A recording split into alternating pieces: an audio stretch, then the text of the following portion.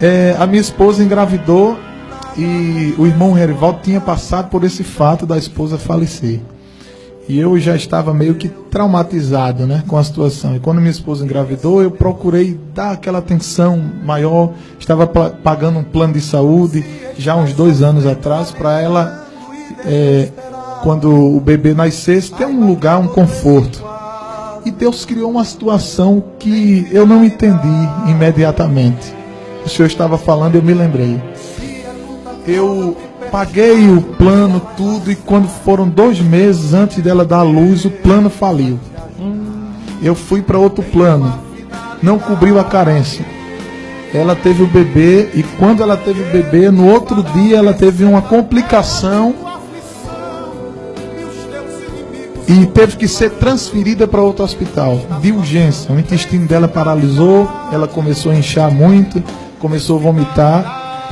E os médicos disseram, nós temos que transferi-la imediatamente, porque temos que fazer uma nova cirurgia, reabrir a cesariana.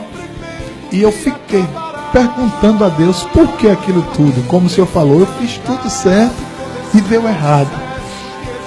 Eu dizia, Deus, por que isso aqui, Senhor? Eu estou sem entender. E a minha esposa foi transferida para o hospital Otávio de Freitas, em Jaboatão. Justamente no mesmo hospital onde meu pai faleceu no ano de 2000. Não tinha vaga do mesmo jeito que aconteceu com meu pai. Meu pai estava com câncer e ele não tinha vaga, ele ficou no corredor, numa maca improvisada ao lado de uma sala. E minha esposa ficou no mesmo corredor, numa sala, na mesma maca, digo, ao lado da sala que meu pai havia falecido. E na minha mente passava tanta coisa, tantas perguntas, e eu não consegui ir para casa, eu não consegui dormir, e eu fiquei no carro. Eu me lembro que eu coloquei o carro assim na frente do hospital, baixei o banco do carro e disse ao vigilante, o senhor me deixa dormir aqui no carro? Eu disse, fica à vontade, irmão.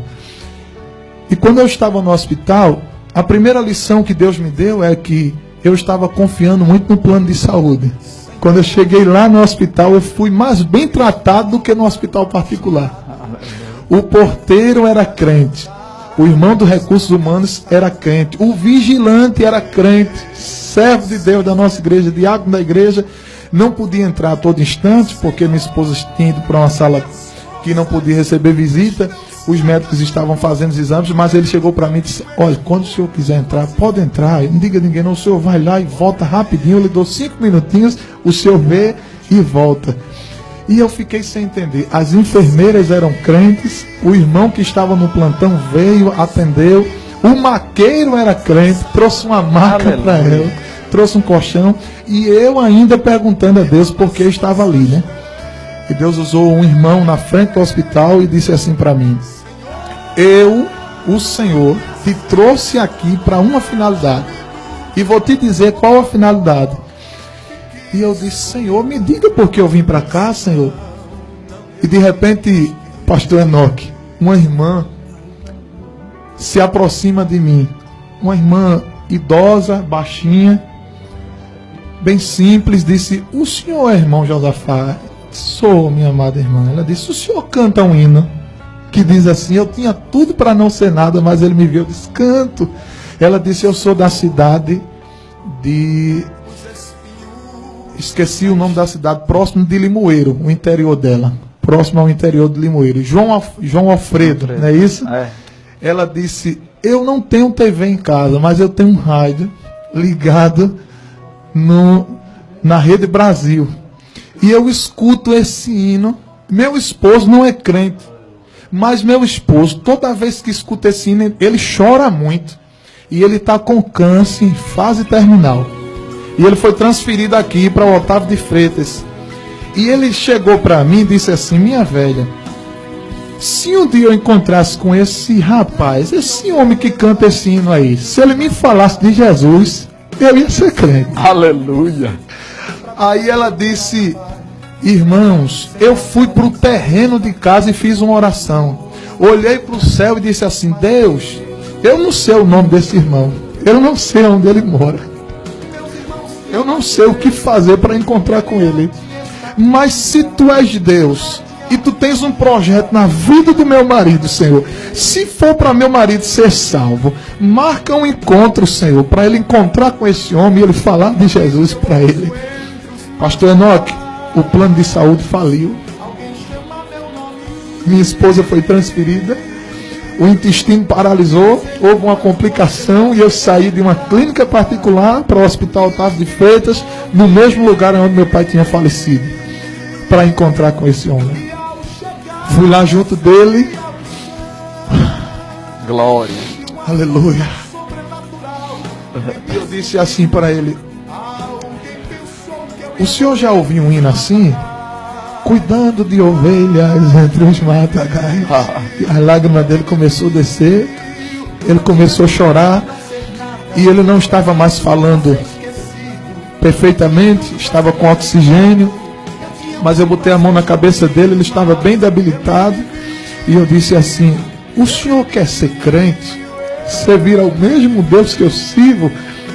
E ele balançou a cabeça, dizendo que queria. E algumas pessoas estavam ao redor. E eu coloquei a mão na cabeça dele, fiz uma oração bem baixinho. Depois cantei esse hino e saí. Aquela irmã me deu um abraço. E eu senti a presença de Jesus ali. E ela disse assim: irmão, agora meu marido pode ir embora, porque Jesus já salvou. Glória. Deixa eu lhe dizer uma coisa. A minha esposa estava lá para fazer uma nova cirurgia. No outro dia, Deus estendeu as mãos e ela não foi cirurgia. Aleluia. O intestino voltou para o lugar, não precisou fazer cirurgia. E naquele mesmo dia, Jesus guardou aquele rapaz. Eu posso fazer uma colocação? Glória. Aleluia. Você tinha um plano. Não era um plano? Um projeto. Um projeto. E tinha um plano de saúde, não é? Deus tinha uma realização. Se eu tinha só o plano, Deus tinha a realização. Aleluia. Aleluia. Oh, glória. Aleluia. Aleluia. Aleluia. Aleluia. Aleluia. Aleluia. Aleluia. Aleluia. Aleluia. Grande, grande é o Senhor. Grande é o Senhor. Grande é o Senhor. Grande é o Senhor. Grande é o Senhor. Não tem preço, não tem preço, não tem preço, não tem preço. É Deus puro. É como até os irmãos gostam de falar no círculo de oração. É Deus sem mistura. É. Que às vezes nós vemos algo ali, um fogo estranho, não é? Mas é. Glória. Aleluia. Glória. Deus faz. É por isso que nós adoramos. Porque Ele tem, Ele pode, Ele faz, Ele opera como e quando Ele quer. E o hospital ficou, ou melhor, os que estavam lá ficaram impactados pelo poder. Muita gente, uma senhora que estava na frente, se eu sou afastada também, eu disse: volte para Jesus. Estava lá, tinha quebrado o braço, disse: estou sem entender porque eu estou aqui nessa fila, não ajeitaram, não colocaram o braço ainda na tipóia. Eu disse: é porque Jesus permitiu você estar aqui, volte para Jesus. Jesus começou a trabalhar ali e eu entendi o que Jesus disse para os discípulos: o que eu faço hoje, tu não sabes. Aleluia. Às vezes Deus cria uma situação em nossa vida que nós não entendemos. Eu não sei se lá do outro lado, pastor Enoque, existe alguém que está nos assistindo, mas veio o desejo no meu coração de lhe dizer: o que Deus faz na nossa vida, Deus faz com perfeição. Deus não erra. Deus não se equivoca. Não existe esse ditado com Deus: atirou no que não viu, acertou o que viu. Não. Não. Deus trabalha certo. Um certo cidadão encontrou-se comigo no meio do caminho e disse: não, Deus escreve torto em linhas certo em linhas tortas. Eu disse: isso é mentira, meu amigo. Apruma linha. Deus apruma uma linha e escreve em cima dela. Deus faz tudo perfeito. Oh, glória! O que está acontecendo na sua vida é uma perfeição de Deus, é um trabalhar de Deus. Deus criou tudo isso para uma grande finalidade, um grande objetivo. Não abra mão de Deus em hipótese nenhuma por causa dessa situação, porque Deus está no controle da situação. O nosso Deus, ele é tão grande que no meio da tormenta ele consegue fazer um caminho. Aleluia. No meio das crises, Ele consegue fazer um plano. E na sua vida não vai ser diferente. Você que está nos assistindo nesta madrugada, nesse início de madrugada, Deus está falando com você. Está dizendo, tudo tem uma finalidade, um propósito para você. Aleluia. Isso é para tomar posse. Esse bloco nós estaremos orando.